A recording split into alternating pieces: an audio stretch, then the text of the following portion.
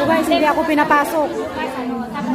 Hindi ako pinapasok doon kahit na may successful ako sa email ko. So, pahirapan ng paggawa ng e-card ngayon.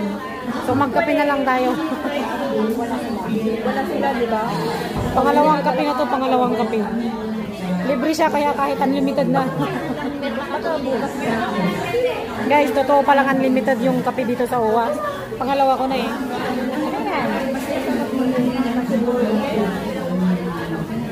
Ano ba yan? Ang itim pala. Yung eh, parang yung tato ko lang dito.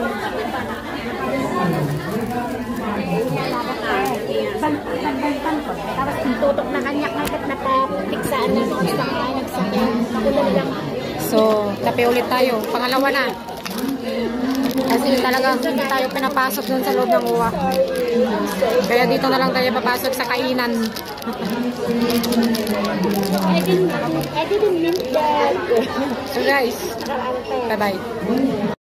Yes po. Yes ma'am, bukas kung makapasok kayo. Follow OWA Hong Kong. Kung kayo na sa kanila, yung barko. Dito ka po, kung ready to pick up. Tapos ano mo sa bukod? Ma'am, supposed to be hanggang 5, pero hindi na po natin control ang crowd. Kaya nag-cut off na po tayo. Follow ka ng OWA Hong Kong, may another announcement kami for tomorrow. Okay. Ma'am, dito ma'am. May printer. Mag-print sila. Sila na lang ang makaano.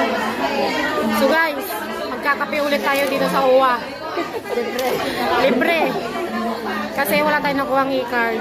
Kaya, Bukas ka na lang sa susunod. yung announcement po nila sa mga wala pang e-card, pwede na daw pong kumuha everyday. Pero kailangan nyo munang mag-register through online. Tapos, pwede nyo nang kuhanin dito Agaan mo everyday. rin kasi marami. Oo, dapat agahan nyo rin po. Kasi, nagka-cut off sila pag maraming tao, i-stop nila yung pila. Kaya paglinggo yata, 100 lang. Paglinggo, may ano siya, 100 lang yung ticket. 100 or 200, hindi ako sure. Kasi marami na. Basta yung e-card nyo, patingin nyo.